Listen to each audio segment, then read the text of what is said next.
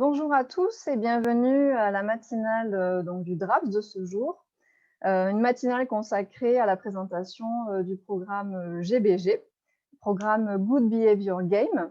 Notre intervenante sera Madame Catherine Reynaud-Morupt, qui est sociologue, qui fait partie du groupe de recherche sur la vulnérabilité sociale, GRVS, donc qui présentera du coup en suivant du coup son support et ce fameux groupe auquel elle appartient. Vous précisez aussi, donc moi je suis Aude Marin, je suis chargée de projet en promotion de la santé au sein de l'IREPS Occitanie, qui est l'instance régionale d'éducation et de promotion de la santé, au sein de l'antenne des Pyrénées-Orientales, donc dans le 66. L'IREPS Occitanie, c'est la structure qui porte le dispositif DRAPS, donc dispositif régional d'appui en prévention et promotion de la santé. L'IREPS est une association loi 1901 et notre champ d'action, c'est l'éducation et la promotion de la santé. Voilà, sur le diaporama, nous vous avons reprécisé les 5 grandes missions qui sont les nôtres au sein de l'IREPS. Donc, la première mission, ça va être d'apporter un appui méthodologique aux porteurs d'action. Une autre mission qui va être de contribuer aux politiques publiques de santé et à l'animation sur les territoires. La conception et la mise en œuvre des programmes à caractère régionaux ou locaux. Évidemment, tout un volet de formation aussi pour renforcer les compétences et professionnaliser les interventions. Et également l'appui documentaire aux professionnels et au public. Donc l'IREPS qui est porteuse du DRAPS et le DRAPS qui est financé par l'Agence régionale de santé, l'ARS Occitanie. C'est un dispositif régional de transfert de connaissances, un dispositif partenarial. Le dispositif nous permet de diffuser des outils et des formations pour favoriser la montée en compétences des acteurs. Le DRAPS est également destiné à faciliter la mise en lien des chercheurs, des acteurs de terrain et des décideurs. C'est l'occasion d'ailleurs aujourd'hui d'aborder cette mission via cette matinale. Et c'est un dispositif qui fonde sa programmation sur les besoins des acteurs parce que voilà, que ce soit les formations, les matinales ou d'autres actions programmées par le DRAPS se font évidemment en fonction des remontées des territoires et des sollicitations des acteurs.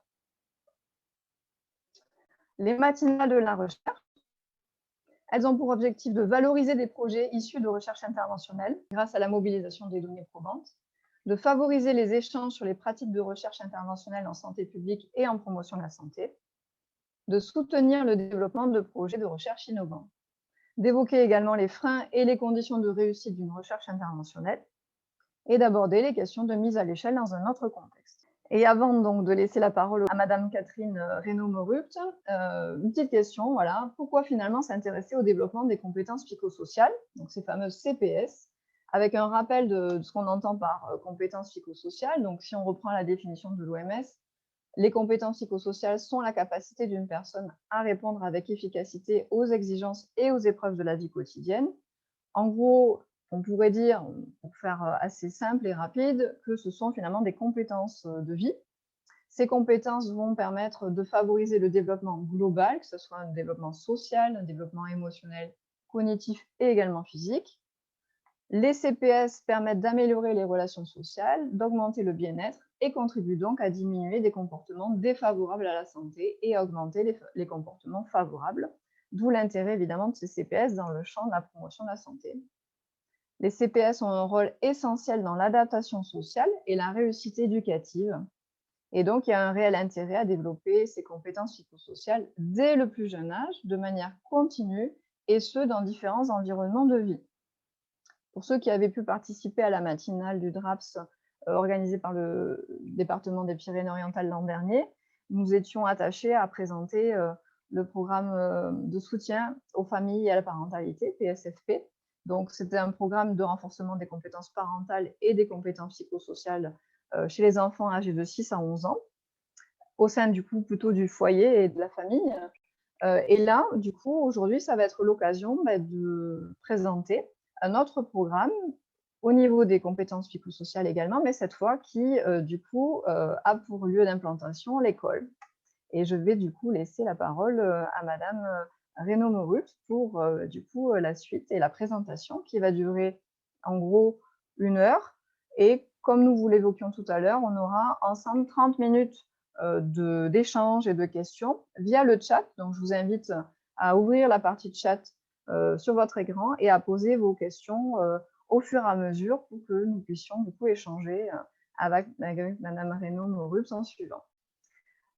Bienvenue à tous et je vais donc laisser la parole à Madame Reynaud-Maurupt. Bonjour à tous. Alors d'abord, mes remerciements à l'équipe de l'IREPS pour m'avoir sollicité pour ces matinales de la recherche. Merci aussi à tous les participants d'être là. Je suis vraiment très contente de pouvoir vous présenter le jeu du comportement adapté, qui est notre version française de ce programme américain Good Behavior Game. Alors, le groupe de recherche sur la vulnérabilité sociale, c'est un laboratoire de recherche indépendant à but non lucratif qui a pour objectif général de mettre à profit les sciences sociales appliquées pour favoriser l'innovation éducative, sociale et sanitaire. C'est-à-dire qu'on fonctionne un peu comme un pont entre la recherche et l'action. Et d'ailleurs, j'aime à dire qu'on pratique les sciences sociales impliquées plutôt qu'appliquées. Ce GBG que je suis venue vous présenter ce matin, c'est donc un programme de renforcement des compétences psychosociales destiné aux enfants de l'école élémentaire, c'est-à-dire des élèves âgés de 6 à 11 ans, du CP au CM2. Et ce programme, il est mis en œuvre directement par les enseignants. C'est un programme qui est connu au niveau international parce que son impact sur la prévention des risques psychosociaux et des conduites addictives a été mis en évidence par plusieurs études qui ont été publiées au cours des décennies précédentes. Ce n'est pas un programme qui date d'hier. Je vais vous expliquer toute cette histoire. Du coup, je vous propose de commencer aujourd'hui par vous raconter comment nous sommes passés du programme américain à la version française de GBG. Je vous expliquerai ensuite les éléments significatifs du programme en décrivant les étapes d'une séance. Je vous dirai quelques mots enfin sur les modalités de formation des enseignants et sur l'engagement récent du déploiement de GBG au niveau national en France. Et puis, nous terminerons avant la session de questions-réponses par un film de témoignages d'enseignantes qui pratiquent le GBG dans les Alpes-Maritimes, dans une école qui est inscrite en réseau d'éducation prioritaire. Alors, tout d'abord, qu'est-ce qu'on sait de GBG avant même de vouloir s'impliquer dans son expérimentation? Première chose, on apprend très vite qu'il ne s'agit pas d'un programme standard d'éducation à la santé qui proposerait par exemple des supports pédagogiques spécifiques destinés à travailler avec un groupe d'enfants sur différentes compétences, par exemple sur la gestion des émotions, sur le développement de l'empathie. GBG ne répond pas du tout à ce format habituel. GBG, c'est en fait une stratégie de gestion du comportement que les enseignants mettent en œuvre au sein de leur classe pendant que les enfants travaillent sur leurs leçons habituelles. Il y a des séances GBG animées par les enseignants qui se déroulent plusieurs fois par semaine et qui sont constituées d'étapes ritualisées. Ce rythme pluri-hebdomadaire, il permet de cumuler environ 75 à une centaine de séances par classe et par année scolaire.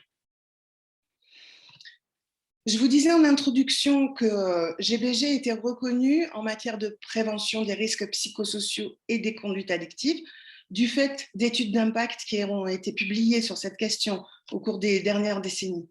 Mais il est très important de savoir que GBG a été élaboré dès la fin des années 1960 par une enseignante américaine qui s'appelait Muriel Sanders et qui ne pensait donc pas du tout à prévenir les conduites à risque.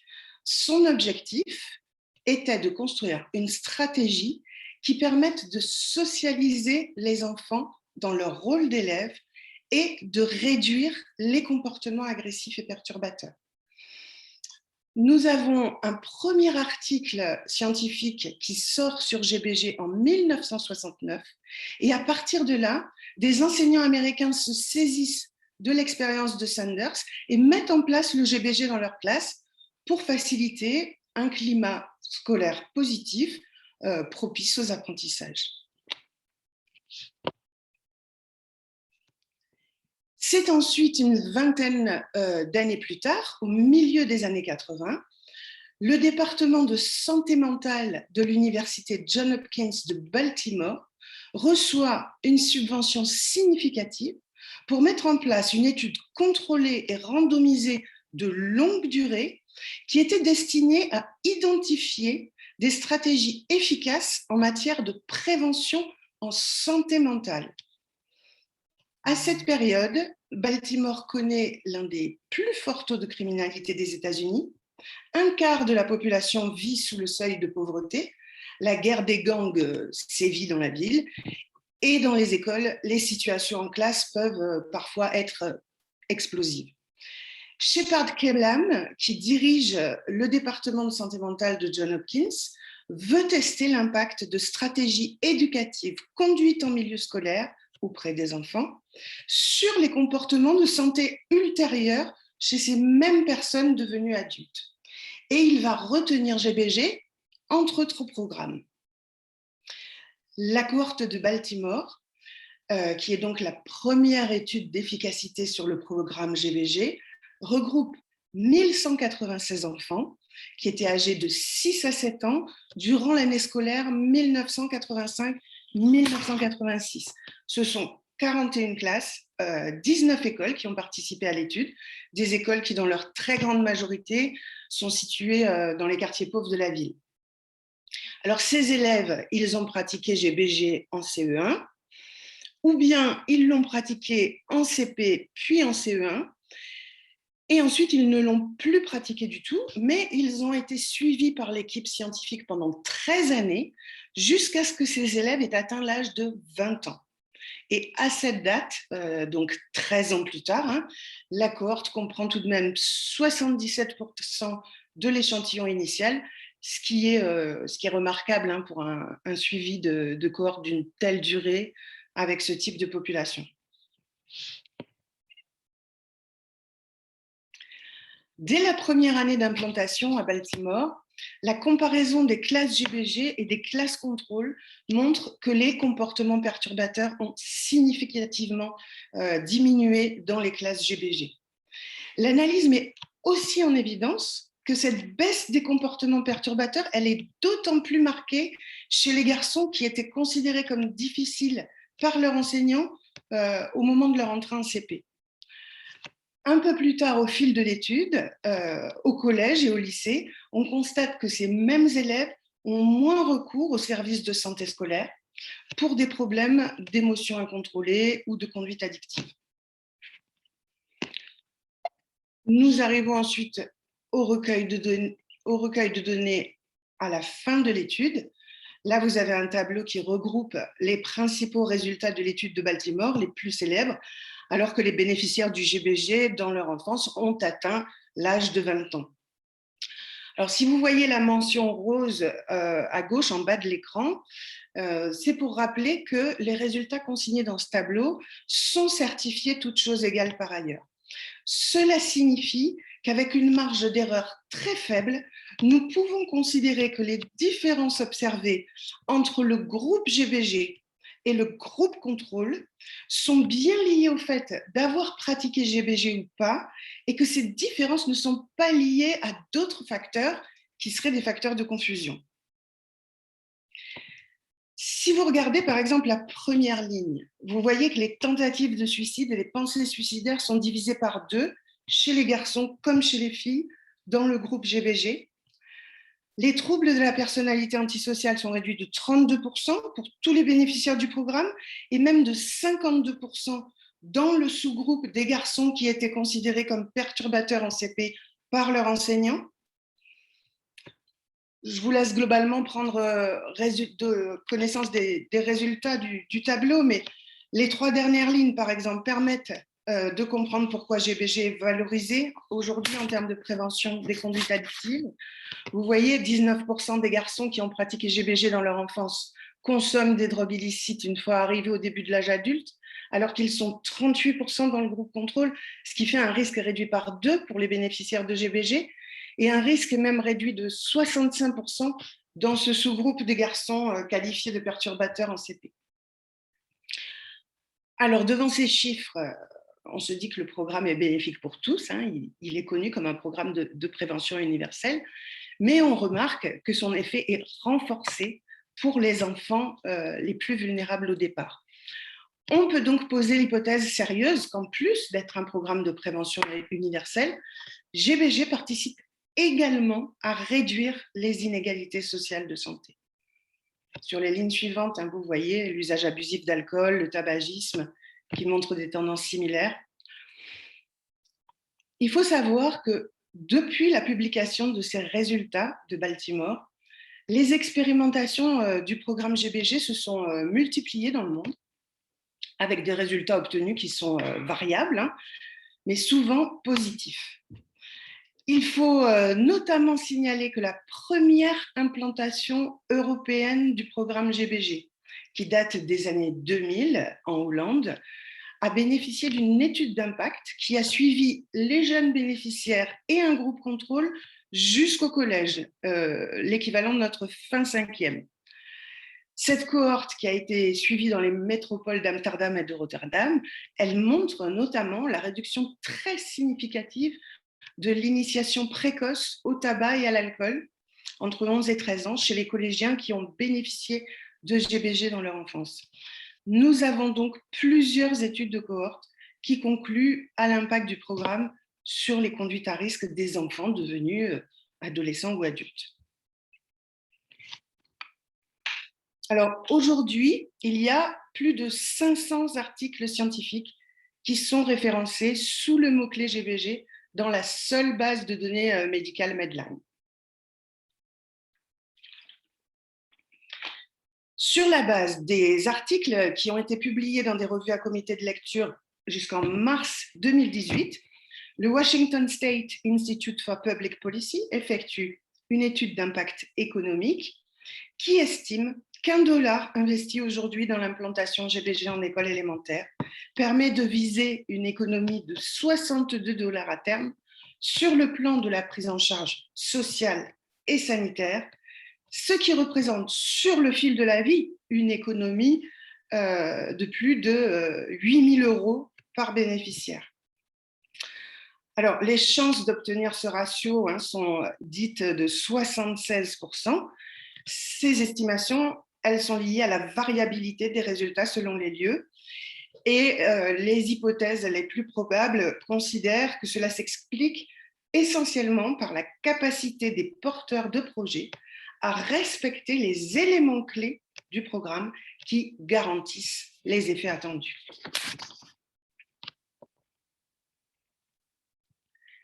Alors, j'en viens à notre essai pilote GBG France, que le GRVS a conduit en partenariat avec les services académiques départementaux des Alpes-Maritimes, et ce, à partir de l'année 2015. Un petit point de contexte, parce que c'est intéressant pour illustrer la naissance de projets probants. GBG a pu être expérimenté en France parce que le projet de départ s'est appuyé sur un contexte vraiment propice, c'est-à-dire un dispositif territorial et multipartenarial dédié à la prévention des conduites addictives qui est mis en œuvre dans les Alpes-Maritimes sur la commune de Valbonne-Sophia-Antipolis. La concertation qui avait été menée à l'époque avec les acteurs du territoire et particulièrement avec les acteurs de l'éducation, cette concertation, ça avait permis de les sensibiliser à l'importance du renforcement des compétences psychosociales pour prévenir les conduites à risque sur la santé. Ça avait permis aussi d'entendre leurs doutes sur le faible impact des interventions ponctuelles qu'ils accueillaient à l'époque dans les lieux dédiés aux jeunes. Et puis également d'entendre leurs inquiétudes sur la nécessité de dégager du temps pour s'investir eux-mêmes auprès des enfants sur le développement des compétences émotionnelles, sociales et cognitives. Dans ce contexte particulier, qui était caractérisé par des acteurs locaux impliqués, soucieux d'innovation, la proposition d'expérimentation du GBG a séduit la collectivité territoriale et la circonscription scolaire. Et puis, une équipe pédagogique complète s'est portée volontaire pour s'engager à nos côtés dans cet essai pilote, ce qui nous a permis ensuite d'obtenir la validation des services académiques, puisque nous sommes vraiment partis du terrain pour mettre en place cette première expérience. C'est ainsi que nous avons construit en 2015 un premier projet partenarial qui était destiné à expérimenter GBG en France et qui rassemblait autour de GRDS les services académiques départementaux des Alpes-Maritimes, la ville de Valbonne, Santé publique France et l'American Institute for Research, qui porte le déploiement du programme GBG au niveau mondial et assure des compétences vers des porteurs nationaux. Alors l'AIR, l'American Institute for Research, je l'appellerai AIR dans la suite de mon intervention, pour faire plus court. C'est en fait un organisme à but non lucratif qui regroupe les universités publiques et privées américaines. Cet essai pilote, il a également été soutenu par la MILDECA et par l'Agence régionale de santé PACA. Le transfert de compétences de l'équipe américaine et l'essai pilote français se sont déroulés simultanément pendant 2 années. Après la première année à Valbonne, il y a 2 nouveaux sites scolaires qui ont rejoint cet essai pilote, ces 2 nouvelles écoles étant situées dans les villes de Nice et de Vallauris.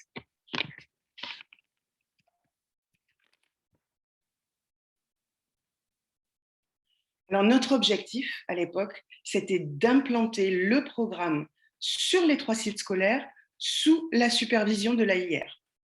C'était également d'adapter le programme en fonction de l'expertise des enseignants français, à la condition que ces adaptations ne concernent pas les éléments identifiés par l'AIR comme garantissant les bénéfices attendus.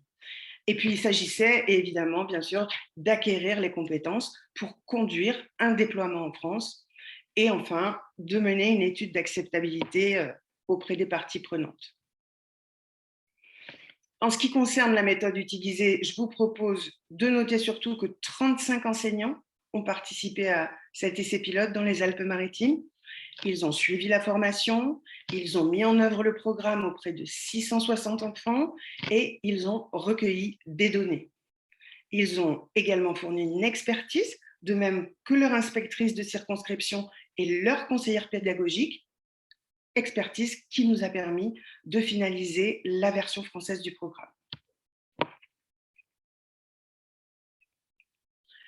Alors, au terme de l'année scolaire, les enseignants estiment majoritairement que les élèves ont gagné sur le plan de la confiance en soi, de l'entraide, et puis qu'ils témoignent plus de respect envers les autres.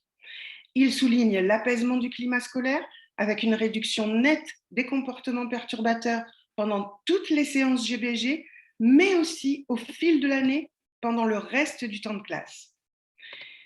Ils relèvent des progrès dans de nombreux domaines. Ils évoquent notamment une meilleure implication en classe, des facultés de concentration améliorées, une plus grande autonomie, plus de coopération et de solidarité, plus de facilité à résoudre collectivement les problèmes et à prendre des décisions négociées. Ils valorisent également une plus grande facilité à verbaliser des émotions et des argumentaires.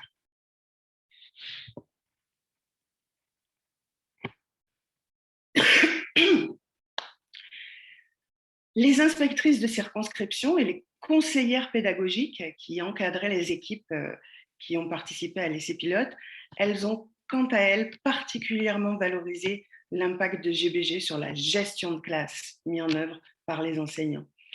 Elles soulignent notamment une mise en œuvre facilitée du travail de groupe, de la pédagogie bienveillante et une transmission des consignes plus efficace.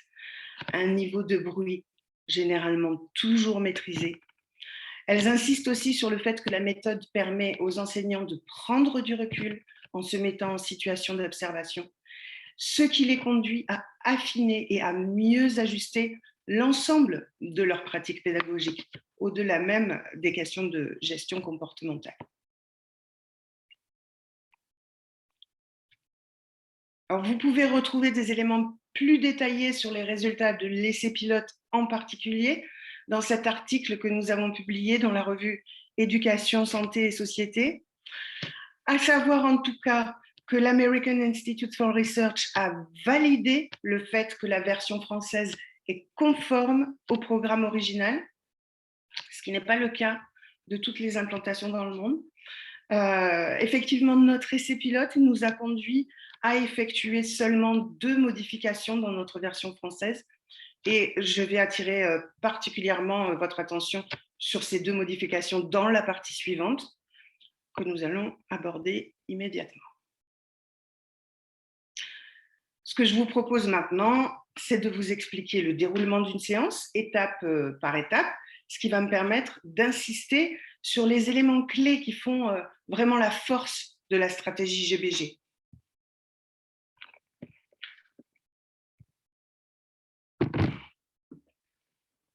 Cette stratégie GBG, elle s'appuie sur 4 éléments clés qui sont mis en œuvre de façon simultanée ou successive tout au long de la séance GBG. Et ces éléments clés, ils fonctionnent ensemble. Ils sont indissociables pour que la stratégie soit pleinement efficace. Chacun de ces 4 éléments clés va impliquer une série de gestes professionnels pour l'enseignant, gestes professionnels qui constituent les garants des bénéfices attendus. Nous avons donc comme éléments clés les 4 règles de la classe, l'appartenance à une équipe, l'observation active du comportement et le renforcement positif.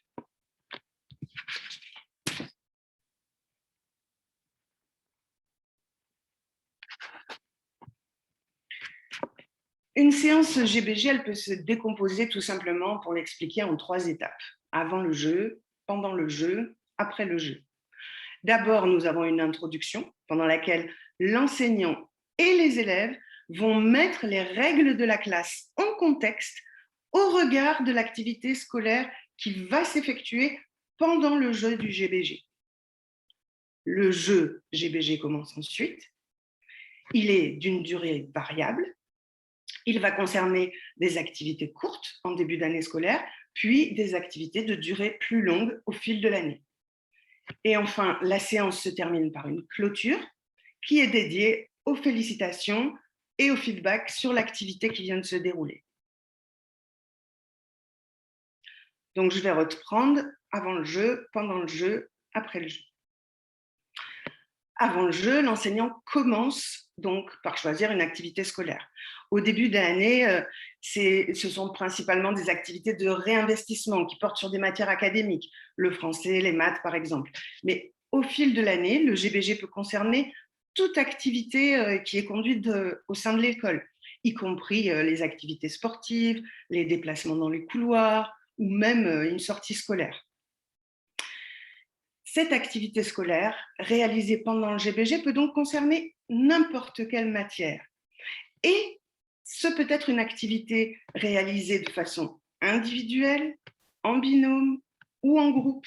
Mais le jeu du GBG, qui se déroule simultanément, se joue forcément en équipe.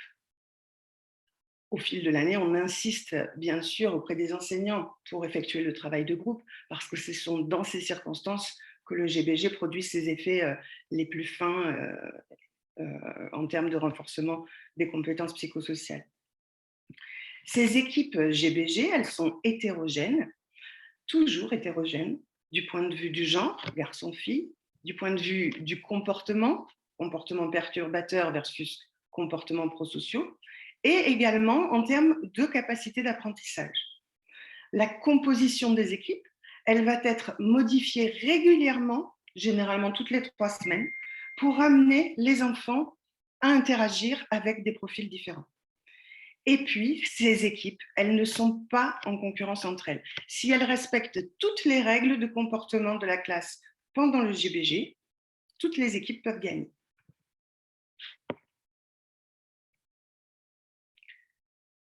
L'introduction de la séance débute donc par la mise en contexte des règles de la classe au regard de l'activité choisie pour le jeu.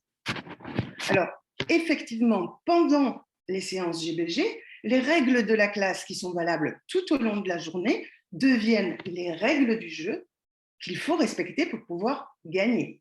Il y a 4 règles qui sont simples, concises, faciles à retenir. Nous devons travailler dans le calme, nous devons respecter les autres, nous pouvons nous lever si nous y sommes autorisés et nous devons suivre les consignes. Ces 4 règles, elles ont la spécificité d'être à la fois transposables et généralisables, c'est-à-dire qu'elles vont s'adapter à tous les lieux et à toutes les situations pourvu qu'elles soient mises en contexte. Et donc, avant chaque séance, les comportements attendus pendant le jeu sont détaillés explicitement par l'enseignant et par le groupe classe à l'aide d'exemples et de contre-exemples concernant les comportements adaptés attendus.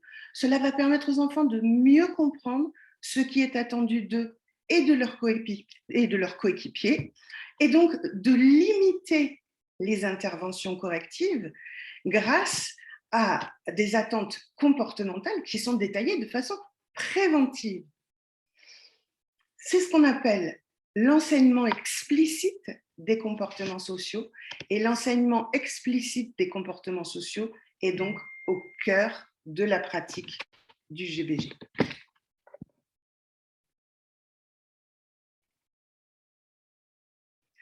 Ce poster des niveaux de voix, c'est un exemple typique de l'enseignement explicite des comportements qui est utilisé dans GBG. Ces niveaux de voix sont utilisés pour mettre la règle numéro 1 en contexte. Nous devons travailler dans le calme. Plutôt que de dire « chut, ou baissez d'un ton s'il vous plaît » ou « c'est trop fort, il faut baisser », les niveaux de voix sont modélisés en début d'année et rapidement acquis par les élèves. Niveau 0, tout le monde se tait. Niveau 1, seul ton voisin peut t'entendre. C'est très explicite. Niveau 2, seuls ceux de ta table ou un petit groupe peuvent t'entendre. Voilà, etc.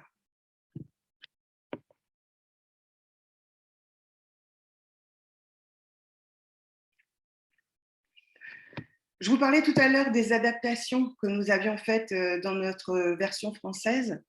La règle numéro 2 du programme original, qui, comme vous l'avez compris, date de quelques décennies, est « nous devons être polis avec les autres ». Et avant même le démarrage de l'essai pilote, les enseignants ont demandé à utiliser « nous devons respecter les autres », qui est plus global que la seule notion de politesse.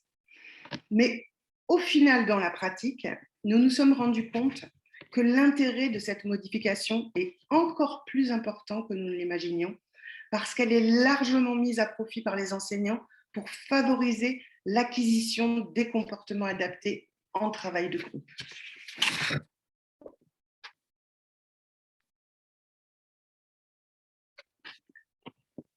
Après avoir détaillé tous les comportements attendus avec les élèves, l'enseignant va annoncer la durée du jeu.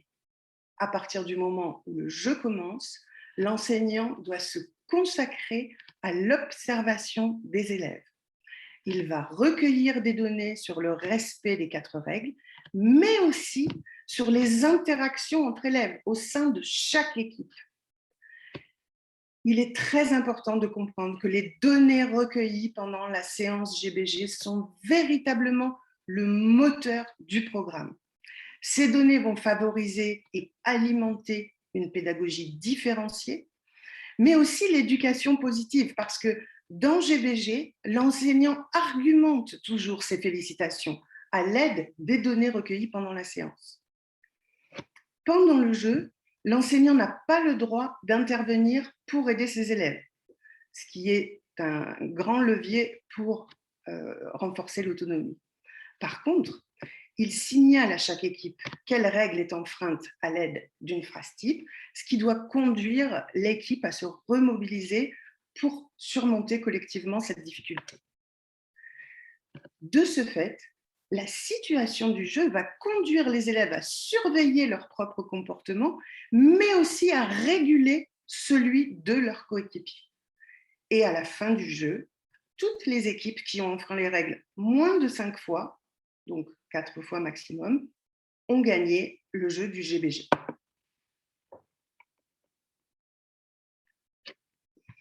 Une fois le jeu terminé, la clôture du GBG comprend des rituels de félicitations, des félicitations globales pour toute la classe et des félicitations différenciées pour chaque équipe gagnante.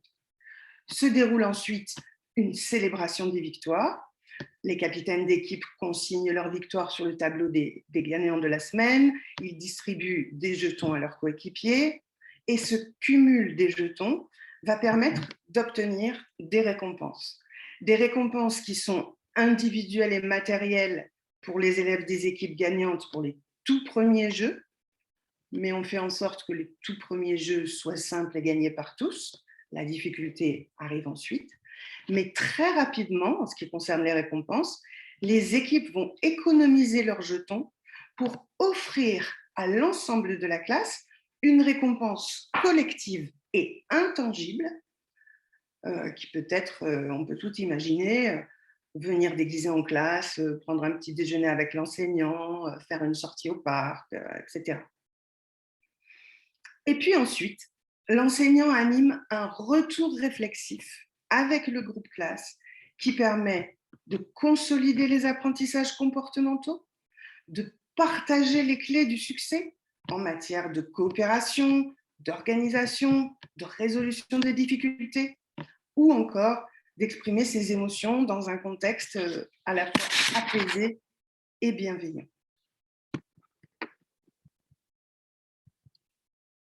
Et voici notre seconde adaptation du programme original. Sur la base de l'expertise des enseignants impliqués dans l'essai pilote, nous avons décidé d'un commun accord avec eux de rendre le retour réflexif systématique plutôt qu'optionnel. Parce que tous ont constaté que ce moment est essentiel pour consolider les apprentissages et permettre aux élèves les plus en difficulté de tirer un réel parti de la séance qui vient de s'écouler. Ils ont insisté sur le fait que cette clôture était primordiale pour stimuler la réflexion et la compréhension des élèves en ce qui concerne l'appropriation des comportements attendus et surtout leur généralisation en dehors des temps du jeu, puisque c'est bien notre objectif final.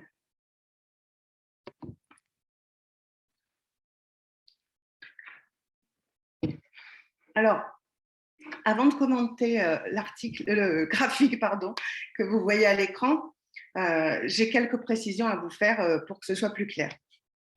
J'ai insisté il y a un instant dans ma présentation sur le fait que les données recueillies lors des séquences d'observation pendant le jeu du GBG constituaient le moteur du programme.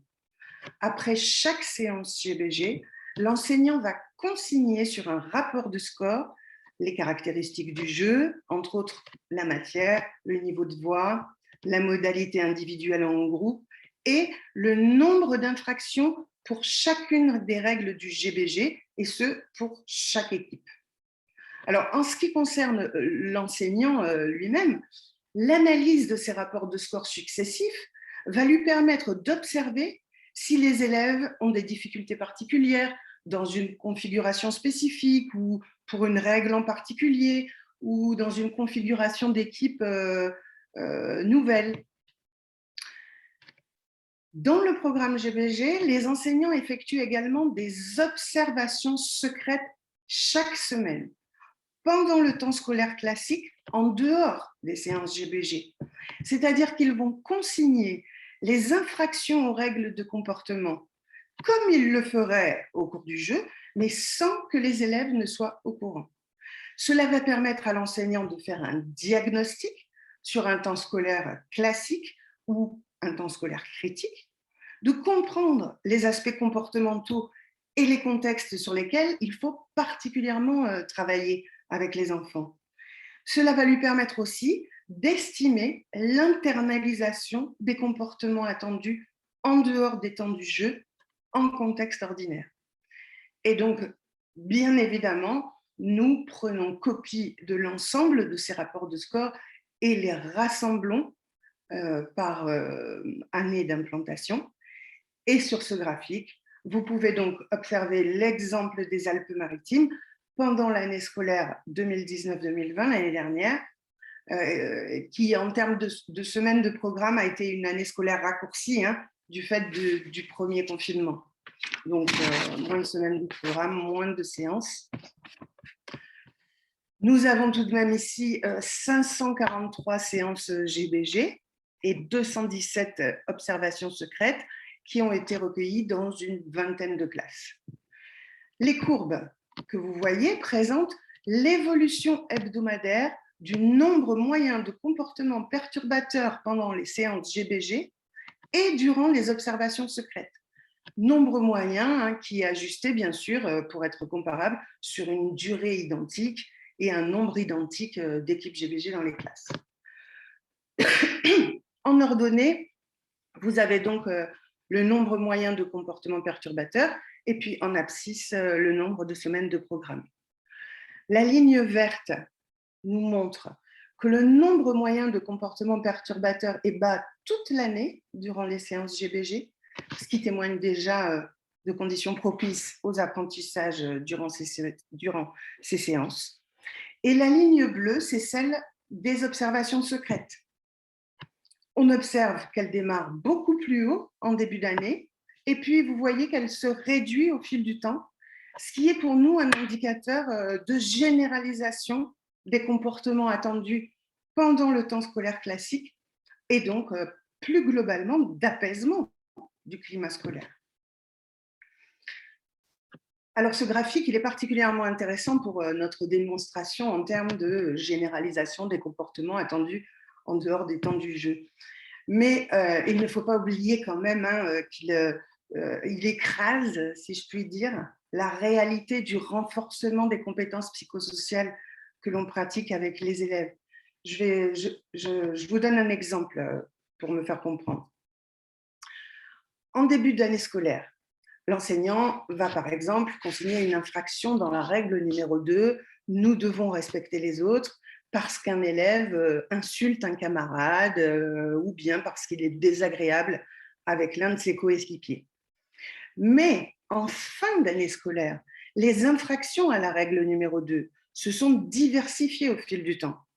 Par exemple, en travail de groupe, on respectera la règle numéro 2 si on s'implique activement ou si on aide un camarade en difficulté. Autre exemple, lorsqu'on est un excellent élève, mais trop individualiste, on peut aussi avoir une croix dans la règle numéro 2 si on s'approprie le travail de l'équipe et qu'on ne laisse pas ses camarades s'y investir et participer aux décisions. Et donc, le contenu de ce qui est quantifié dans ce graphique comme un comportement perturbateur, il évolue au fil du temps, en fait, et de façon différenciée dans chaque classe en fonction des objectifs de l'enseignant et puis, bien sûr, de la dynamique du groupe classe. Voilà pour ce tour de piste du programme tel qu'on le pratique en classe. Je vous propose maintenant de changer de perspective et d'aborder les questions intrinsèquement liées au déploiement.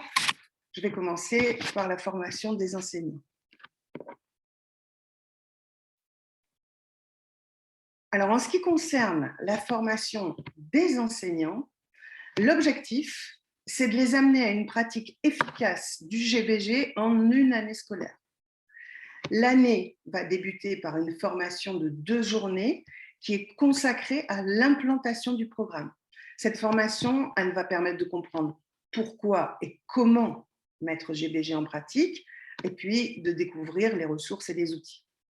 À partir de là, l'enseignant va s'engager dans une pratique pluri-hebdomadaire du programme tout au long de cette première année.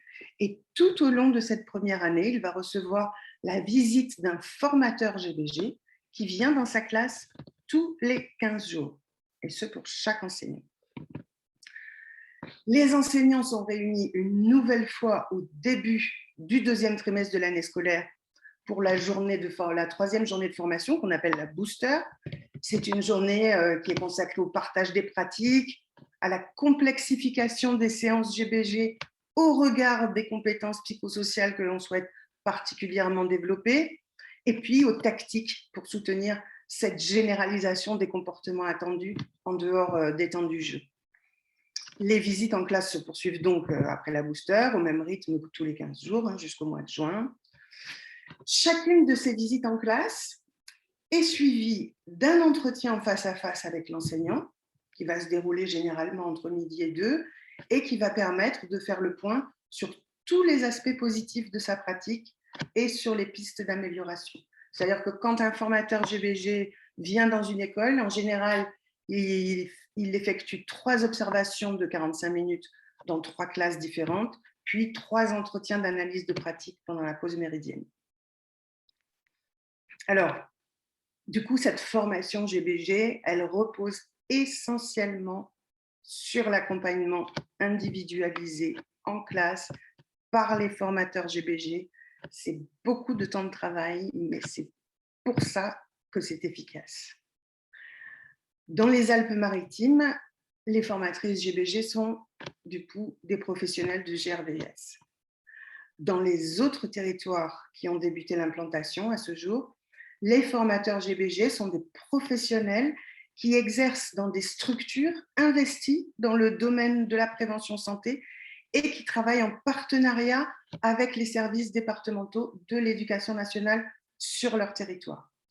Chaque équipe bénéficie d'un transfert de compétences de GRVS qui est strictement calqué sur celui dont nous avons nous-mêmes bénéficié de la part de l'American Institute for Research. Alors, je vais revenir sur le sujet des transferts de compétences que GRVS propose en France métropolitaine et en Outre-mer. Mais un dernier mot d'abord pour vous montrer le type de support pédagogique qui nous permettent de disposer d'un suivi continu des séances sur le plan qualitatif, que ce soit pour nous lors de la première année d'implantation ou que ce soit pour les enseignants eux-mêmes qui utilisent les mêmes outils pour s'auto-évaluer lorsqu'ils pratiquent le GBG en autonomie.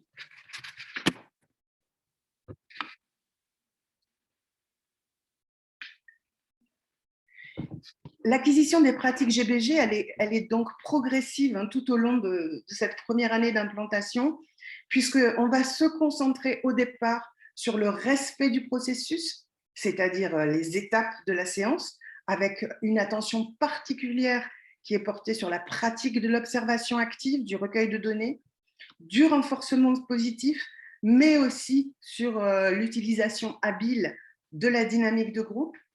Et puis, dans une seconde partie de l'année, on veille également à la généralisation de la pédagogie GBG durant tout le temps de classe, ce qui signifie globalement la mise en place d'une gestion de classe positive et ordonnée. Et puis, on incite les enseignants à analyser leurs données de façon autonome. Et tout cela est formalisé dans le GBG grâce à une définition précise des critères de qualité qui garantissent les bénéfices attendus. Par exemple, à la gauche de l'écran, vous avez l'une des pages de la grille d'analyse qui est utilisée par les formateurs GBG quand ils viennent en classe et qui est utilisée également par les enseignants comme grille d'auto-évaluation. L'ensemble de la grille comprend 33 indicateurs qui correspondent tous à des gestes professionnels qui garantissent les bénéfices attendus. Chacun de ces indicateurs peut être coté N, c'est-à-dire non présent, 1, c'est-à-dire une pratique à améliorer, 2, c'est-à-dire une pratique efficace, et 3, qui est une pratique experte. Mais ici, la définition de 1, 2 ou 3 est très, très peu subjective finalement, puisqu'on dispose, comme vous voyez l'exemple à la droite de l'écran, d'un recueil descriptif des gestes professionnels qui garantissent les effets attendus, et ce pour chacun des 33 indicateurs. Donc vous voyez à gauche de l'écran, par exemple, l'indicateur 1.1 s'assure que les élèves sont bien dans leurs équipes GBG. Nous avons la description de qu'est-ce qu'un niveau 1 pour cet indicateur, qu'est-ce qu'un niveau 2 efficace pour cet indicateur, ou même qu'est-ce qu'un niveau 3, c'est-à-dire une pratique experte pour cet indicateur.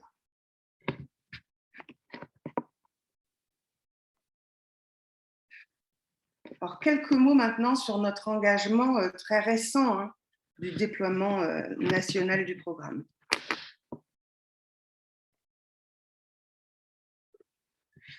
Dans l'Académie de Nice, GRDS poursuit chaque année depuis 2015 les implantations GBG grâce au partenariat avec la direction des services départementaux de l'éducation nationale 06 et grâce au financement de l'Agence régionale de santé PACA. À la fin de l'essai pilote qui s'est achevé en juin 2017, nous avons réalisé une 3e année d'expérimentation dans l'Académie de Nice, grâce à un partenariat avec les services académiques du département du Var et le CODES 83, le comité départemental pour l'éducation à la santé de ce département, et grâce au financement, comme dans l'essai pilote, de Santé publique France, de la MILDECA et de l'ARS PACA. Et cette dernière phase nous a permis non seulement d'implanter GBG dans le département du Var, mais aussi de modéliser le processus de transfert de compétences en assurant pour la première fois la formation de l'équipe varoise. Puis, nous avons proposé des transferts de compétences à compter de septembre 2018. Au cours de cette année 2018-2019, GBG sort donc pour la première fois de l'Académie de Nice grâce à 2 nouveaux partenariats. Un partenariat mis en œuvre avec l'association Apléat, qui a su mobiliser l'éducation nationale sur son territoire du Loiret, qui dispose du soutien de son ARS. Et puis un partenariat avec l'ANPA, qui est désormais renommée Addiction France, comme vous devez tous le savoir, et qui permet de déployer GBG dans l'Académie de Reims grâce au financement du Fonds Tabac National. Et puis l'année dernière, en 2019-2020, le projet avec Addiction France permet d'engager également le déploiement GBG en Normandie et en Île-de-France, mais aussi d'obtenir un budget supplémentaire auprès du Fonds Addiction National pour engager différents axes expérimentaux destinés à soutenir le changement d'échelle. Et ce changement d'échelle, sans déperdition de qualité, eh bien, comme pour tous les programmes probants, c'est un vrai enjeu pour GBG. Parce qu'effectivement, depuis 2015, nous travaillons quand même à micro-échelle. Mais pour que GBG puisse avoir l'impact en matière de santé publique qu'on peut espérer, il faudrait évidemment pouvoir toucher un très grand nombre d'élèves. Vous voyez ici, par exemple, que la formation GBG n'a touché pour l'instant que 390 enseignants, dont plus de 60% dans l'Académie de Nice. Alors, pour nos partenaires, le fait pour certains de débuter GBG en pleine crise Covid, ça a rendu difficile la mobilisation des enseignants, des circonscriptions. Dans certains départements, un plus grand nombre d'enseignants pourraient être accompagnés chaque année si l'organisation des remplacements pour les 3 journées de formation annuelles était toujours possible. Alors, les choses bougent, on ne désespère pas. Les effectifs d'enseignants sont suffisants, en tout cas, pour effectuer les transferts de compétences vers les porteurs locaux. C'est plus une question d'impact en santé publique dont nous parlons ici. Mais par exemple, l'inscription de GBG dans la stratégie nationale des écoles promotrices de santé devrait pouvoir, dans l'avenir, faciliter les questions organisationnelles lors des premières expériences sur un territoire. Alors, j'arrive presque à la fin de ma présentation. J'espère que je suis dans le temps.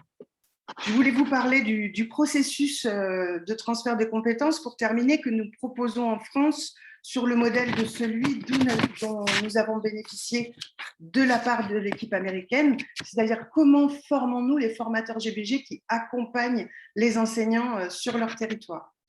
Donc, le transfert de compétences bâti sur le modèle de celui dont nous avons bénéficié, il se déroule sur 2 années scolaires, lors des 2 premières années d'implantation pour l'équipe locale.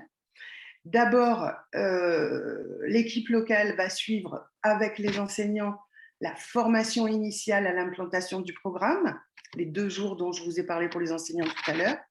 Puis, ils vont enchaîner sur une formation à l'accompagnement GBG qui a une durée de 3 jours.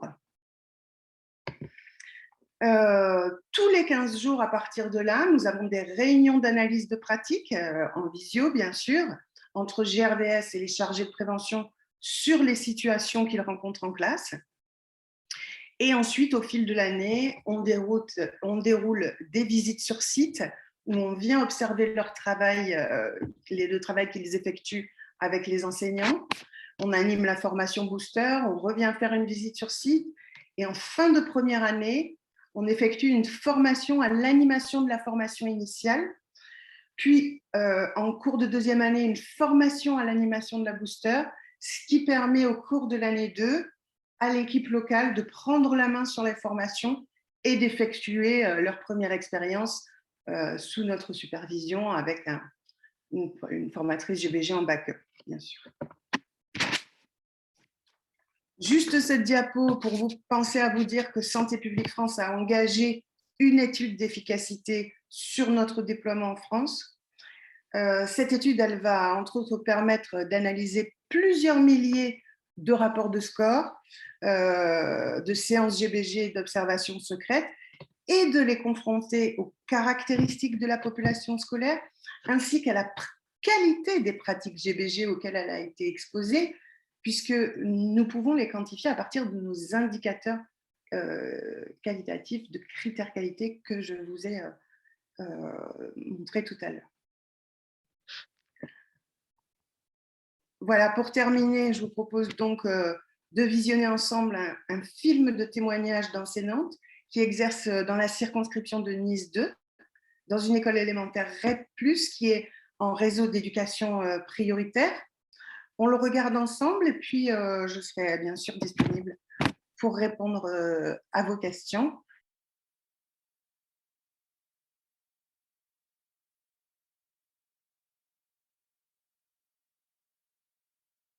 Je suis enseignante en REP+, en CM1, depuis 5 ans, ici à l'Ariane à Nice. Et chaque année, nous avons notre lot d'élèves un petit peu difficiles. Je suis coordonnatrice Ulysse, donc j'ai des élèves en situation de handicap. C'est un petit groupe, ils sont 8. Du coup, il y a des handicaps différents, avec des niveaux différents. Et en moyenne, ils sont tous, ils n'ont pas un niveau plus haut que le CE2, mais ils ont pourtant 10 ou 11 ans. Voilà.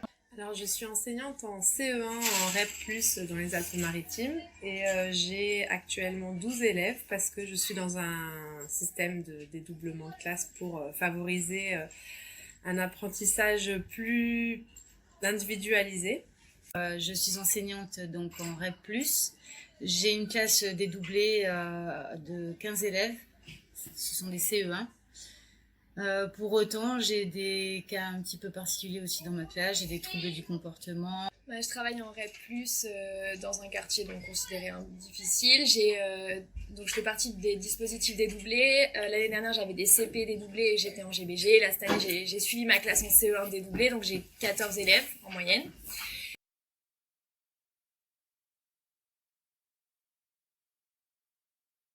L'année dernière, donc quand j'ai commencé le GBG avec cette classe extrêmement difficile, je me suis rendu compte que ça avait eu des effets extrêmement bénéfiques sur le travail de groupe, puisque ils réussissaient à travailler au départ un quart d'heure en groupe, sans se distraire, sans parler d'autre chose, et en fin d'année, j'arrivais à faire des matinées entières de 3 heures de GBG complet, sans aucune dispute, sachant que tout le monde était au travail et prêt à sa tâche. Donc j'ai trouvé ça un avantage énorme pour le travail de groupe. Bon, vu que j'ai des élèves un peu particuliers, ce qui a été le plus flagrant, c'est que ils osent tous se mettre au travail sans mon aide en fait. Donc parce que c'est des élèves qui ont une histoire de l'échec, donc ils ont souvent besoin que l'adulte soit à côté d'eux.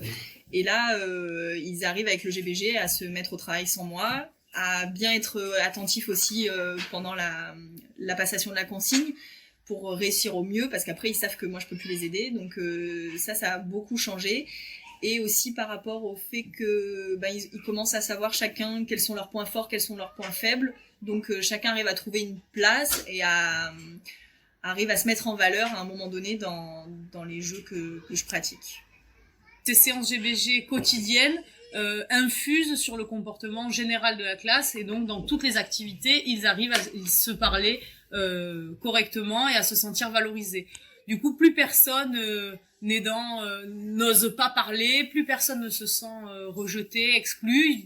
ils savent qu'ils peuvent tous s'exprimer sans être jugés et qu'ils seront, leurs paroles seront accueillies avec bienveillance déjà entre pairs, ce qui est déjà un énorme bénéfice. Parler de ma petite autiste dernière, on a fait un travail avec elle, mais c'était fantastique. Parce que c'est une petite fille au début qui refusait même de se mettre au travail parce qu'elle disait il pleut, j'ai peur de l'orage. Et au fur et à mesure, elle s'est sentie en confiance dans le même cadre de travail, avec des rituels, avec des règles simples, avec une consigne claire. Et elle a commencé à se mettre au travail toute seule et ensuite à communiquer avec l'équipe. Il y a même eu une fois où j'ai même pu lui faire annoncer les résultats à elle. Et elle m'a montré qu'elle avait compris ce qu'il fallait faire. Ça, c'était énorme. Pour moi, ça a été ma plus belle réussite de l'année dernière. Voilà. Alors, c'est vrai que moi, j'avais une classe qui était déjà pas très difficile en termes de comportement, si ce n'est 2 élèves. Et c'est vrai qu'au début, je me suis dit, oulala, comment je vais faire à les intégrer à l'intérieur de ça? Et en fait, on se rend compte qu'au fur et à mesure, les élèves s'aident tellement entre eux que ces élèves-là sont rentrés dans le projet plus vite que ce que j'aurais pu imaginer.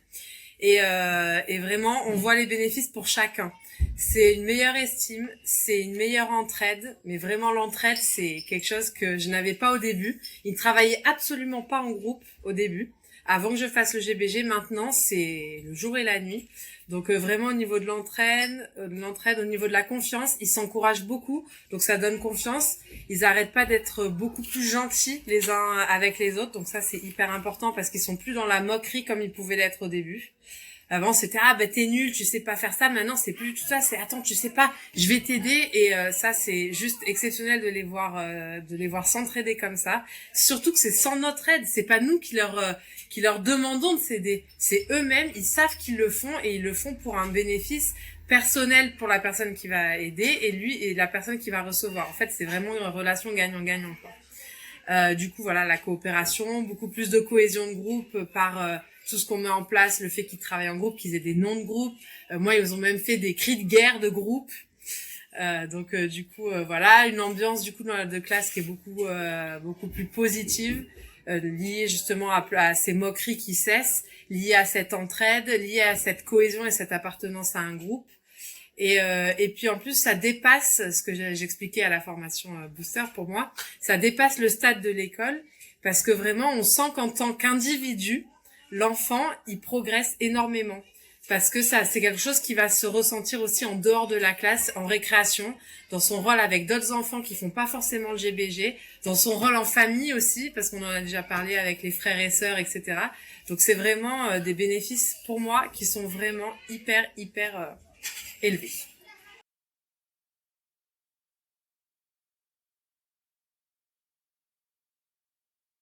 En tant qu'enseignante, j'ai énormément apprécié le fait de remettre en question ma pratique.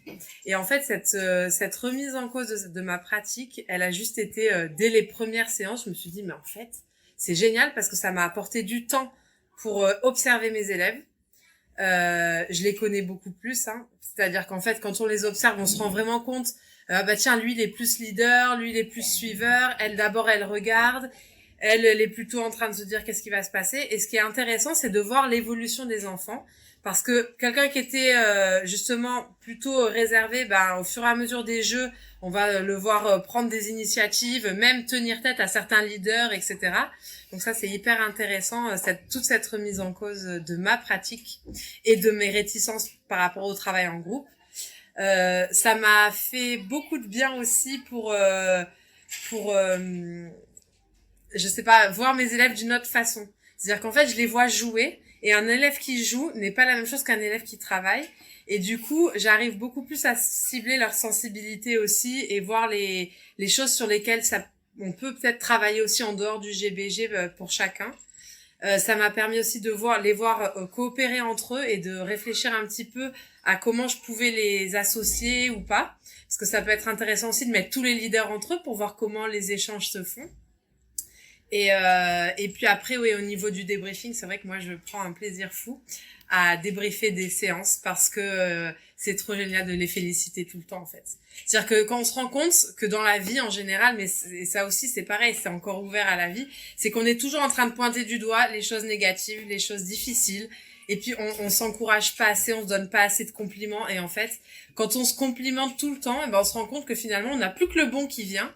Et c'est vraiment très ancré en eux. On se rend compte que dès les plus petits enfants, déjà à 7 ans, quand tu leur dis alors, qu'est-ce qui a marché dans ce jeu? Direct, ils vont te dire, ah bah ça a pas marché. Et là, il faut vraiment les forcer à vraiment dire les choses positives et on se rend compte que dès 7 ans, ils sont déjà comme ça. Donc en tant qu'adultes, nous, c'est la même chose. Et c'est pour ça que c'est encore vraiment une évolution au niveau de la vie en général et de notre manière de voir la vie et l'apprentissage qui se met en place là-dedans, quoi. Donc pour moi, c'est juste super. Ça m'a permis vraiment de faire évoluer ma façon de poser la consigne, en fait. Ça me permet d'avoir une consigne beaucoup plus claire, qui induit aussi des procédures pour les rendre le plus autonomes possible. Donc ça, voilà. Et puis ça m'a permis aussi de me mettre un peu plus à l'écart, de les laisser faire, ce qui est difficile quand on est avec des élèves en situation de handicap. On a l'impression qu'ils ont toujours besoin de nous. Et là, voilà, ça m'a permis aussi de les observer, de mieux comprendre leur fonctionnement, de mieux comprendre justement l'impact du handicap sur ce que je leur propose et de réajuster au fur et à mesure. Donc voilà, j'ai vu pas mal d'évolutions sur des élèves qui sont porteurs d'autisme et ça permet à chaque fois aussi de se poser des questions. Là, ça n'a pas fonctionné. Comment je vais pouvoir faire pour la prochaine fois? Et il y a une vraie progression pour les élèves et puis pour moi, du coup, dans ma façon de préparer le GBG, de préparer les consignes, de préparer les outils aussi que je vais leur donner pour qu'ils puissent être le plus autonomes possible. Vraiment cette gestion de classe qui a été simplifiée. Avant, j'avais pas trop réfléchi à la gestion de classe, au cadre auquel me référer. Et c'est vrai que là, c'est facile pour tout avec les élèves. Bah, il y a 4 règles et puis on se réfère à l'une, on se réfère à l'autre, dans toute situation, au niveau de voix. Il y a aussi la notion de respect qui est beaucoup plus claire dans la classe et qui a été affinée grâce à la règle numéro 2. Donc voilà, ce cadre-là.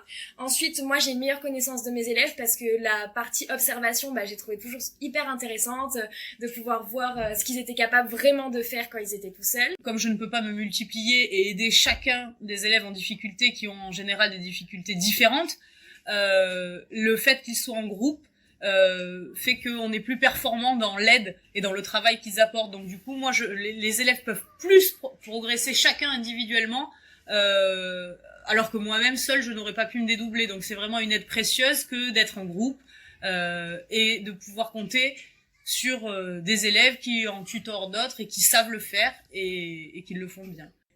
Les bénéfices concernant mon poste d'enseignante, ils ont été multiples et en effet, c'est pareil, c'est la réussite de la motivation des élèves par le GBG, la simplification des consignes. Je me suis aperçue tout de suite qu'il fallait que je retravaille ma consigne en les mettant en fait en action et en étant moi en dehors de leur travail, parce qu'on a quand même tendance, pour la plupart des enseignants, à être trop présents, trop sur eux, à revalider, à reverbaliser, à tout en fait, et au final, on a l'impression qu'ils n'écoutent même plus tellement on leur dit les choses. Et donc là, moi, comme je suis assez bavarde, c'était bien pour moi d'être en retrait et de voir un petit peu s'ils avaient compris la consigne et comment ils utilisaient cette consigne. Donc dans mon travail de tous les jours, je dirais, ça m'a permis aussi après de réfléchir mieux sur cette consigne et de la façon dont je les mettais au travail, l'organisation. Ça a vraiment clarifié pas mal de choses. Et au niveau humain, je dirais que c'est fantastique parce que quand je vois des enfants qui ont des difficultés à être avec les autres, à être en classe, à être en société, se comporter en équipe, en ayant un travail d'équipe et en disant à l'autre je vais t'aider, attends, tu comprends pas, je vais t'expliquer. Mais ça, c'est un bonheur. Enfin, au niveau humain, c'est fantastique. Et en plus, ça permet de s'intéresser aux apprentissages et d'avoir moins cette appréhension, ce manque de confiance en soi. Ça permet vraiment de débloquer des choses, je dirais, et pas seulement au niveau scolaire. Donc, franchement, je suis enchantée du GBG. Et si demain je change d'école, je pense que je le pratiquerai aussi dans d'autres écoles. Voilà.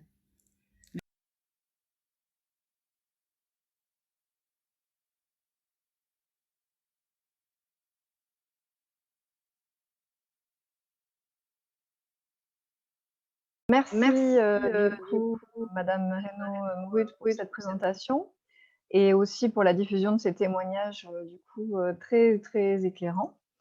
Donc j'ai vu qu'on avait quelques questions qui étaient arrivées dans le chat.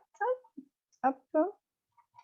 Allez, je reprends le fil un petit peu de la discussion. En tout cas, les témoignages venaient aussi vraiment compléter du coup ce qui a été précisé préalablement, et notamment on a bien vu que évidemment les bénéfices étaient intéressants au sein de la classe et dans la coopération et l'interaction des élèves, mais aussi plus largement, hein, voilà, une enseignante nous a dit que le programme était finalement ouvert à la vie, je cite, et que ça Ouais. dépassait largement le stade de l'école. Et je crois que ça transparaissait vraiment beaucoup dans ces témoignages. Mm. Allez, si vous voulez bien, on va passer donc à la partie du coup sur les questions-réponses. Je reprends du coup le fil de la conversation et alors on a pas mal de questions autour de l'implantation du programme, notamment une première question sur comment sont sélectionnées les écoles participantes. Est-ce que c'est uniquement sur du volontariat? Et y a-t-il une attention portée à une répartition équilibrée du programme entre des écoles REP, REP+, ou non REP? Alors, il y a 2 questions. En ce qui concerne la dernière, actuellement, en dehors des axes expérimentaux, le déploiement classique, si je puis dire, sont financés par les ARS. Dans ce cadre-là, on émarge aujourd'hui sur des financements qui nous orientent vers les quartiers REP, REP+. Donc ça, c'est la première chose. La deuxième chose, en ce qui concerne le volontariat, nous avons eu plusieurs expériences. Notre objectif pendant l'essai pilote, c'était vraiment de travailler sur des projets d'école complets. Donc, avec des équipes qui adhéraient à la volonté de s'investir, soit en majorité absolue, soit en majorité relative, c'est-à-dire qu'ils étaient d'accord au départ que si la majorité voulait y aller, le reste de l'équipe se rangerait à l'avis de leurs collègues. Au final, depuis la fin de l'essai pilote, on a expérimenté plusieurs choses. On a expérimenté le projet d'école sur la base du volontariat, et c'est évidemment la situation idéale. On a expérimenté le programme également avec des équipes contraintes, puisque parfois, quand on dit qu'il faut qu'il soit volontaire, on ne comprend pas complètement. Et là, il y a 2 situations possibles qui se sont révélées. Soit des personnes des équipes qui se sont senties vraiment contraintes et qui n'avaient pas l'intention de faire ce qu'on leur demandait. Donc là, forcément, on ne peut rien faire. D'autres qui, face à la contrainte, ont décidé de se prêter au jeu et d'en profiter. Et en général, on terminé l'année en adhérant au programme. Dans le quartier REP+, de l'Ariane, qui est celui de la vidéo que vous venez de voir, il y a 4 écoles. La première année, on est arrivé dans une école dont l'équipe était contrainte. C'est l'une des équipes avec laquelle ça a été compliqué.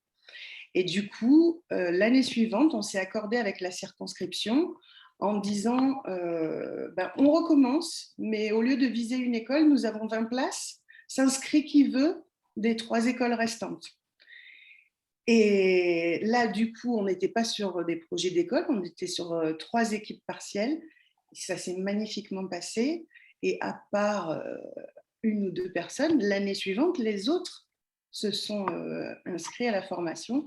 Et du coup, en l'espace de 2 années, on a fait la presque totalité des enseignants sur ces 3 écoles. L'idée, c'est vraiment d'avoir des équipes volontaires. Oui, disons que c'est l'idéal en tout cas. Parfait. Après, on a une autre question, donc toujours sur l'implantation et plutôt par rapport à l'implantation géographique. Est-ce que l'objectif, ça va être de déployer ce programme dans toutes les académies? Du coup, quels freins et quels leviers pour promouvoir ce programme? Et puis, on a une question aussi complémentaire, c'est est-ce qu'il y a des départements d'outre-mer sur lesquels le programme a été implanté ou en tout cas que votre groupe peut-être est intervenu? Je vous ai vaguement évoqué à un moment donné le financement du Fonds Addiction Nationale que Addiction France ex-ANPA a obtenu pour que nous puissions faire des transferts de compétences vers certaines de ces équipes. Et nous démarrons, je pars le 16 août sur l'île de la Réunion, puisque l'année scolaire est légèrement décalée et on engage la première implantation à La Réunion à la rentrée prochaine. Là. Donc ça, c'était la deuxième partie, la question. Et la première, c'était est-ce que du coup, il y a un déploiement qui est envisagé dans toutes les académies? Ça, c'est toute la difficulté dans laquelle je me trouve pour arriver aujourd'hui à coordonner. Nous avons d'un côté les financeurs, les décideurs santé, Santé publique France, ministère de la Santé, CNAM, qui nous invitent à travers les axes expérimentaux du Fonds Addiction nationale à trouver des solutions qui permettent de maintenir la qualité tout en dépensant moins d'argent. C'est expérimental, mais il y a des pistes assez intéressantes. Le ministère de l'Éducation nationale nous oriente plus justement vers ce dispositif des écoles promotrices de santé, où là on raisonne en termes d'équipe pédagogique complète, versus ce qu'on travaille dans les axes expérimentaux, où l'un d'entre eux, par exemple, est de créer des outils pour former des maîtres formateurs, qui du coup pourraient former les enseignants T2 qui débutent dans le métier. Et là, on n'est plus sur du projet d'école, on est sur une dissémination différente. Donc moi, je vote pour un système hybride, hein. Puis on peut activer tous les leviers, pourquoi pas.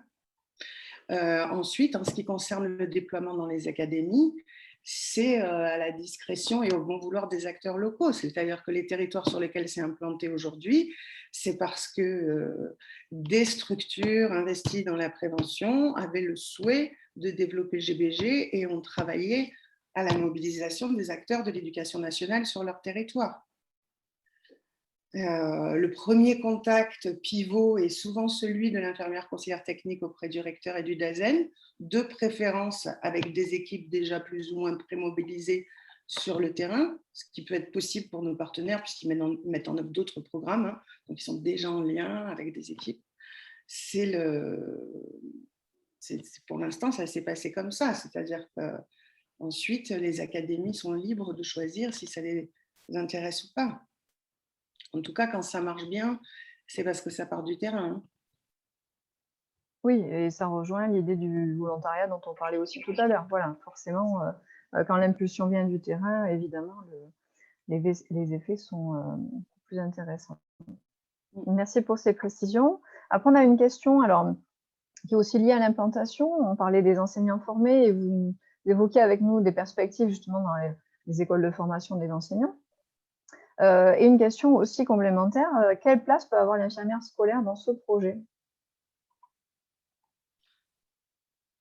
Alors, on peut envisager beaucoup de choses en fonction du temps dont l'infirmière scolaire dispose pour s'investir dans ce type de projet. Mais donc, tout peut être discuté. Ceci dit, comme j'y faisais allusion à l'instant, jusqu'à présent, l'infirmière conseillère technique a pu avoir un rôle majeur en termes de mobilisation des équipes pour accepter en N-1 que le partenaire ou le GRDS dans les Alpes-Maritimes viennent à l'occasion d'un conseil des maîtres, présenter le projet, motiver les équipes, leur proposer de s'investir dans cette expérimentation. Donc, au niveau du lien avec les autorisations du DAZEN, les autorisations du service départemental formation pour avoir les remplaçants pour les journées de formation, etc. Enfin, pour nous, l'infirmière conseillère technique a toujours été, en termes de coordination et d'attention accordée au projet de la part des encadrants de l'éducation nationale, elle a toujours eu un rôle fondamental à ce niveau-là. Oui, après, je pense que c'était plus l'infirmière scolaire qui est positionnée du coup dans l'établissement. Donc, au-delà de l'aspect coordination qu'on peut avoir en effet au niveau académique et départemental, du coup, il y a peut-être des éléments en effet qui sont proches, c'est-à-dire la mobilisation des équipes, peut-être aussi parler du programme pour essayer d'identifier de manière un peu collective aussi en équipe qui peut être intéressé et faire remonter ses besoins du terrain peut-être aussi. Oui, tout à fait. Oui. Mm.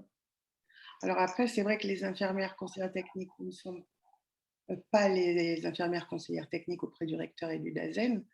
Elles ont souvent beaucoup de travail avec le secondaire Et c'est vrai qu'elles ont un temps très, très compté hein, avec les élémentaires.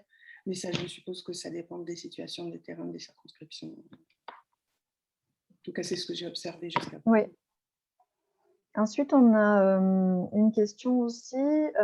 Serait-il envisageable que les formateurs GBG soient issus de structures diverses d'un même territoire plutôt que d'une seule structure, dans le sens qu'ils soient en capacité, que plusieurs structures aient des formateurs GBG en capacité d'accompagner les écoles volontaires? Alors, pourquoi pas? Oui, pourquoi pas? Après, il y a les questions de financement, tout ça, mais je pense que ça se débrouille. Je ne vois pas comment on peut faire tout de suite, mais ça doit être facile à faire. Ce qu'il faut pour autant, pour que le transfert de compétences se passe dans de bonnes conditions, c'est que ces différents formateurs soient sur un territoire géographique de proximité. Mmh. Parce que quand on vient faire des visites sur site, par exemple, on enchaîne les supervisions de coach, donc il ne peut pas y avoir 100 km entre une école et l'autre. De la même façon, quand vous allez organiser les formations initiales des enseignants, vous pouvez, ça se fait généralement avec 1 ou 2 équipes pédagogiques. Par contre, vous pouvez difficilement avoir une équipe pédagogique. Vous ne pouvez pas, pardon, c'est pas difficilement, c'est que vous ne pouvez pas du tout réunir une équipe pédagogique qui vient d'un département et une équipe pédagogique qui est d'un autre département. Ça, c'est trop complexe. Il faut que la formation, elle soit à proximité de leur lieu de travail. Ce qui n'empêche pas le temps du transfert de compétences, si ces différents formateurs sont réunis, par exemple, sur un même secteur urbain, qu'une fois en autonomie, ils puissent se déployer alentour. Merci. Après, on avait une question, et je sais qu'on en avait parlé ensemble aussi avant de préparer cette intervention. Est-ce que, du coup, peut-on adapter le programme GBG à des groupes d'enfants vivant sur un internat de maisons d'enfants à caractère social, donc les MAX, ou trouver des supports ou des formations pour des éducateurs spécialisés s'occupant de ces enfants? Eh bien, je ne sais pas qui est le participant qui a posé cette question, mais lit-il dans mes pensées? Y a-t-il des sorcières dans l'Assemblée? Eh bien, figurez-vous que ça, c'est un de mes grands projets personnels à moi-même. Et j'ai vraiment le souhait, la volonté d'expérimenter la possibilité d'adapter GBG pour les temps de vie quotidienne des enfants qui vivent en foyer de l'enfance et d'adapter la formation des enseignants dans ce cadre-là aux éducateurs spécialisés. J'ai commencé à faire un petit pas dans ce sens, puisque suite à une présentation organisée par l'ARS PACA ici dans les Alpes-Maritimes, j'ai été contactée par une MEX qui est dans un petit village en bordure de Nice et dont l'équipe semble prête à s'investir dans ce travail en commun. C'est une MEX qui est rattachée à la Fondation de Nice et qui se proposerait de financer cette expérimentation qui pourrait démarrer en janvier. Donc pour l'instant, j'ai l'accord, la demande de l'équipe, j'ai un accord verbal de leur direction qui doit être formalisé et qui permettrait peut-être de commencer en janvier. Ce serait vraiment une mutualisation d'expertise, hein, plus qu'une formation comme dans le cadre du transfert de compétences qui permettrait de proposer un diagnostic avec un déroulement, des outils adaptés. Et je pense que l'objectif de la Fondation de Nice, qui j'espère va effectivement s'investir là-dedans, serait du coup de pouvoir proposer une méthodologie à ses interlocuteurs du Conseil général. Je l'ai compris comme ça. On en est au tout début, ce sont les balbutiements. En tout cas, c'est de belles perspectives aussi en préparation. Et donc, du coup, peut-être la personne donc, qui a posé cette question, on pourrait peut-être éventuellement vous mettre aussi en contact. En tout cas, elle propose peut-être que je vous transmette ses coordonnées pour justement voir un petit peu plus ensemble les suites à donner à cette expérimentation. Avec plaisir. Parfait. Alors, je vois que le temps passe. Je vais deux petites dernières questions. Bon, il est 11h30, on va déborder de quelques minutes si vous voulez bien, mais vraiment à peine. On a une question. Donc, je suis manager projet prévention à la CPM du Tarn. Comment pourrions-nous faire la promotion de GBG? Est-il envisagé de proposer une formation de type relais afin que les personnes autres que les enseignants puissent promouvoir GBG et en parler? Ah, j'avais jamais pensé à cette option-là. De façon générale, plus on communique et plus on a de chances de pouvoir motiver des porteurs locaux. Par rapport au transfert de compétences classiques qu'on propose aujourd'hui, j'adorerais trouver un partenaire en Occitanie, sachez-le. Mmh. Et d'ailleurs, ça me fait penser au programme PSFP donc, qui avait été présenté l'an dernier. Et dans le cadre de ce programme, il y a un groupe expert justement qui est constitué justement pour communiquer sur le programme. Alors, ça ne va pas être eux qui vont animer les sessions, mais c'est eux qui vont assurer la communication à l'échelle du territoire. Du coup, ça me fait penser un petit peu à cet aspect-là de communication parce qu'on sait aussi qu'il y a des professionnels relais qui sont en capacité ensuite, une fois qu'ils ont aussi des éléments de langage à disposition, de pouvoir communiquer sur le programme.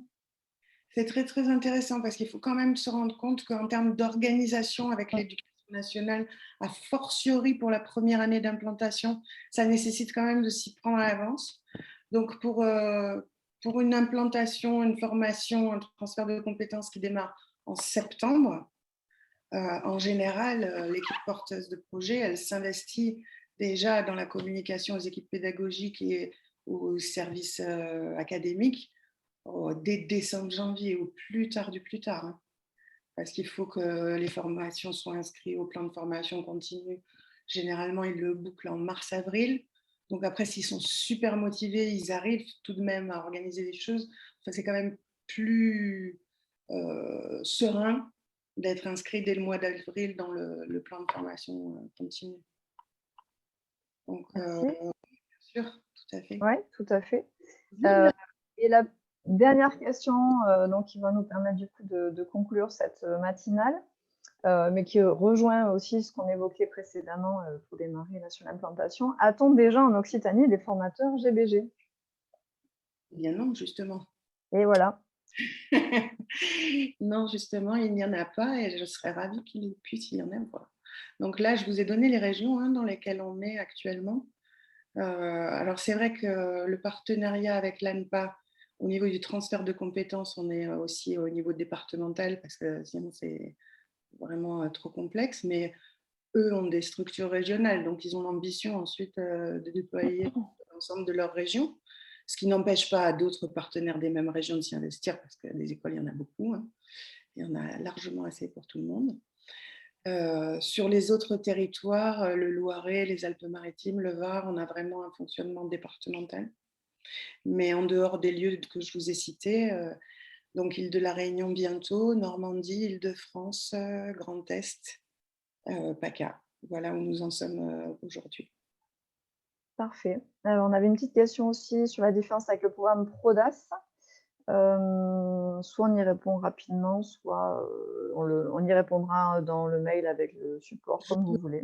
Je peux y répondre très rapidement, mais c'est vrai que ça mériterait une longue discussion, parce qu'il y a effectivement des leviers communs, des façons communes de procéder. Là maintenant, on peut différencier surtout justement ce qui les sépare. Le programme GBG n'intervient qu'auprès des enseignants. Ce sont les enseignants, alors c'est le cas aussi dans PRODAS, il n'y a pas forcément d'animation par des groupes d'enfants, par les intervenants extérieurs. Je pense que ça dépend des sites, j'en suis pas sûre.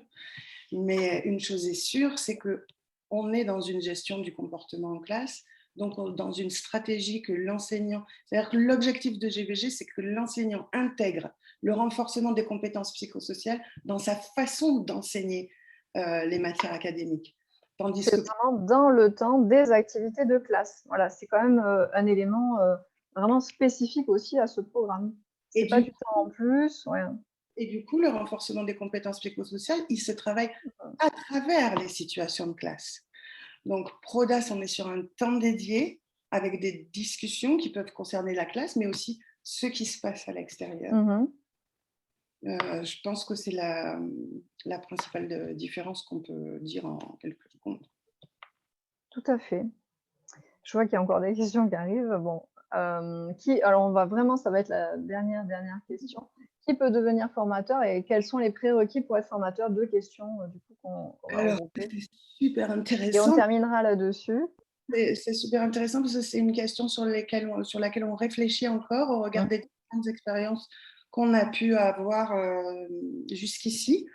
Bon, c'est vrai que nous impliquons dans l'essai pilote. Moi, j'ai un doctorat de sciences sociales, mes collègues, elles ont un master 2 en général. Ce qui fait que, du fait que c'était notre expérience, c'est le profil qu'on a demandé à nos partenaires. Puis là, on s'est rendu compte qu'il fallait qu'on soit peut-être un petit peu moins exigeante en termes de profil, parce que dans ces structures, ce n'est pas forcément les profils qu'il y avait. Du coup, on s'est retrouvé avec une variété de profils qui vont du Master 1, Master 2 en santé publique, sociologie, psychologie, psychosociale. On a des profils éducateurs spécialisés et on a des profils licence de type animateur de prévention, comme on peut en trouver. Alors, en fait, dans toutes ces catégories de formateurs GBG, on peut trouver des formateurs GBG qui deviennent rapidement experts, y compris chez les gens qui ont une licence, un diplôme d'éduc, etc. Mais globalement, dans l'ensemble, effectivement, dès qu'on est sur des Master 1 ou des Master 2, on réduit le risque que ça se passe moins bien. Voilà. On a eu quelques difficultés avec certaines personnes, mais ça dépend du profil. Il nous faut des gens qui soient extrêmement rigoureux, extrêmement méthodiques, qui soient en capacité de faire de l'analyse de situation, qui soient effectivement bienveillants à l'écoute, qui ne confondent pas le changement des pratiques professionnelles avec le développement personnel, par exemple. Voilà. Mais globalement, ça se passe très, très bien, même si les niveaux attendus par les différents formateurs sont un petit peu variables. C'est un peu comme les enseignants, hein, entre la pratique efficace et la pratique experte. Pour les enseignants, c'est pareil. Hein, on a, en général, en fin d'année scolaire, l'objectif, c'est de les amener à l'autonomie. En général, dans une équipe pédagogique, on en a 1 sur 10 en gros, qui a des difficultés à atteindre une pratique efficace. Ça ne veut pas dire que l'ensemble de ces personnes-là feront un rejet du programme, parce que ça peut parfois être un outil pour eux aussi, même si nous, on considère que les objectifs ne sont pas tous atteints. Mais on a quand même des résultats en termes d'efficacité qui sont importants. Hein. Nos partenaires de l'éducation nationale ou de Santé publique France nous disent que d'amener 4 enseignants sur 5 aux pratiques efficaces, c'est quand même très, très un bon résultat. Bon, écoutez, ça sera du coup le mot de la conclusion. Merci en tout cas pour votre présentation. Hein. Je vois les retours riches, concrètes aussi, et je pense qu'il y a plein de perspectives et de possibilités aussi.